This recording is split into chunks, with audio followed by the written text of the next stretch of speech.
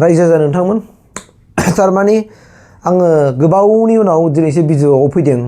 इउटुबावहाय आरो फेसबुकआवबो थारमाने आङो गोबाव समनि थाखाय थायामोन बेखौ नोंथांमोननि गेजेराव आङो खिन्थानोसै मानो होननानै बुङोब्ला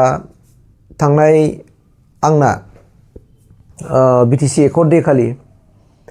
आङो आंनि रुमनिफ्रायनो आंनि मबाइला गोमादोंमोन आंनि रुमनिफ्राय सिखावा आंनि मबाइलखौ खावना लांदोंमोन जाय सिखावा आंनि मबाइलखौ खावना लांदोंमोन बे सिखावा माने जोंनि आं थानाय रुम मालिकनि न'आवनो फैदोंमोन आरो बिसोरजों एसे रिलेटिभ जायो होनना बुंदों दा बेफोर बेसेबांबा बोसोरनि उनाव 2 बोसोरनि उनाव बिसोर न'आव फैदोंमोन 2 बोसोरनि सिगां बिसोर बुंनाय बायदिब्ला बे मालिकनि फिसाजोनि हाबायाव जे केमेरा खेबनो फैयोना फट'ग्राफारफोर फैयोना बेनि केमेराखौ खावना लाना खारदोंनो बेनि उनाव 2 बोसोरनि उनावसो बियो आरो फिन आरो दाखालि जे समाव आंनि मबाइला गोमादों बे समाव बियो फैफिनदोंमोन आरो फुङावनो फैनानै बिसोरो बे लांगोनाखौ रायलायबाय थाबाय माने रायलायबाय थाबाय आंबो मिथिया सोर बबेनि दा आङो गावसोरजों रायलायबाय थानायखाय गावसोरनि रिलेटिभ नालाय रिलेटिभ आरोना माथो होननो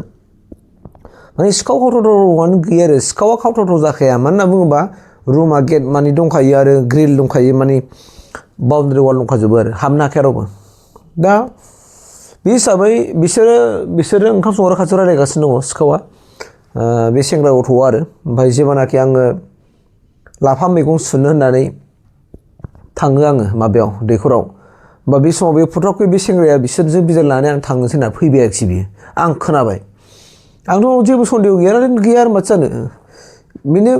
आं थानाया माने गेट खाथियाव नालाय आंनि खाथिजों ओंखारलांनांगौ जायो आरोखि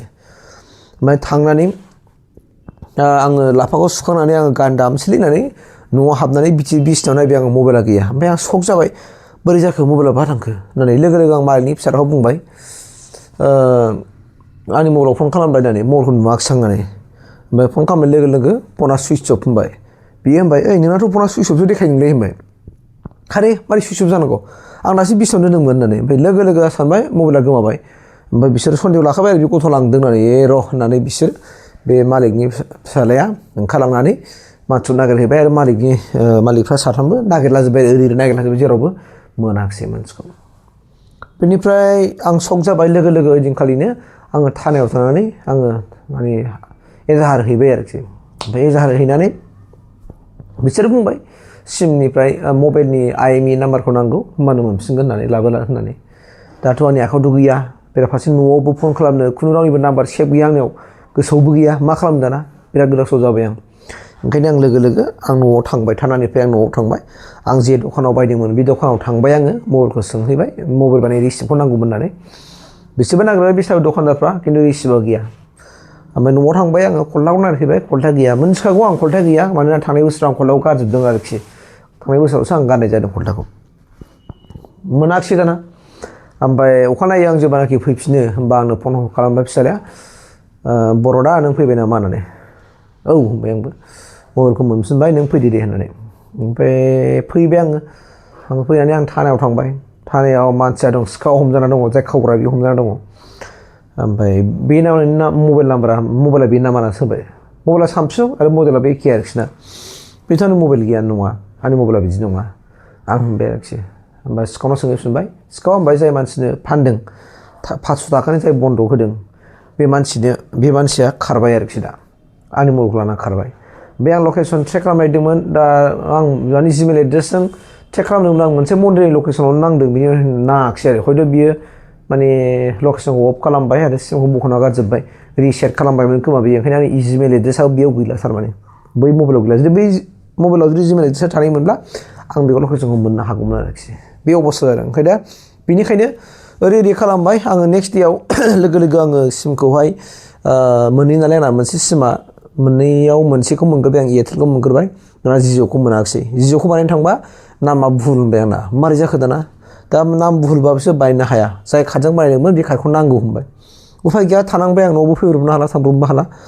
बेनिफ्राय आङो मैया आं गसाइगावआव थांनानै गसाइगाव जिअ' अफिसाव थांनानै बे खिथाहैबाय मेटारा नंमारगौ आंनि नामा मिलाया फुराना भटार कार्डजों बानायनायखाय नामा मिलायलाया दा बेनिखाय बे जाय जिअ' अफिसाव थायो बेयो माखासे पलिसि बाहायनानै बोरै बोरै खालामखो आं मोनथिला नामखौ इडिट खालामनानै बिसोरो आंनि सिमखौ बाना हरबाय आरोखि बिराद मोजां आरो लोगो लोगो आं बिनो 200 थाखा बक्स होना फैबाय 200 थाखा नों ओंखाम जादो दिनै होननानै आंनि सिमखौ नोङो बाना होबाय ओंखायनो नोंनो आङो दाहाय साहा लोंनोबा ओंखाम जानो होनाय जाबाय होननानै आं 200 थाखा बारा होना फैबाय आरोखि बे गथ'नो ओमफ्राय लोगो लोगो दिनै मोनफिनजोब्बाय आङो दिनैसो आं चेनेलखौ मोनफिनजोबदों एकदमबारे दिनैसो मोनफिनदों दाखालिनि आं बे मन्डेनि भिडिअ खेबखादोंमोन मन्डेनि भिडिअ खेबदोंमोन खिन्थु होनो हायाखै आं दिनैसो आपल'ड खालामबाय दा बिदि जादों थारमाने दा जिउआव फार्स्ट टाइम आं बेफोरबायदि मबाइल खावजाबाय आरो मबाइल खावजानानै आं गोसोखौ बिराद मोनसे माबा मोन्दों आरोखि दुखु मोन्दों जिउआव बेफोरबायदि खावजाफेराखैमोन इसेबां माने आं माबा टेनसन जानाङाखैमोन बे आरो बाथ्राया आरो बेबो रुमनिफ्रायनो अबेबा मोनसे दखाननिफ्राय अबेबा मोनसे हाथाइनिफ्राय अबेबा मोनसे गारिनिफ्रायबा बेलेग खोथामोन आरोखि दा रुमनिफ्रायनो गोमानाया बिराद साननो गोनां बाथ्रा दा बेखिनि आपडेटखौनो आरो बेनिखायनो आङो माने मबाइल गोमाजानायखाय खावजानायखाय आङो भिडिअ बानायनो हानाय जायाखैमोन मानोना मबाइलानो गैयाबा बोरै खालामनो आं न'नि मबाइलखौ लादों होमबाबो नों चेनेलखौ रिकभार खालामफिननांगौबा इमेल एड्रेसखौ नांगौ आरो आंना इमेल एड्रेसा गासिबो फेसबुकआबो 2 स्टेप भेरिफिकेसन खालामजोबनाय जाय मबाइलाव बाहायदों बै मबाइलाव माने भेरिफिकेसन थाङो माने नटिफिकेसन थाङो बाहाय एक्सेप्ट खालामनांगौ बिदि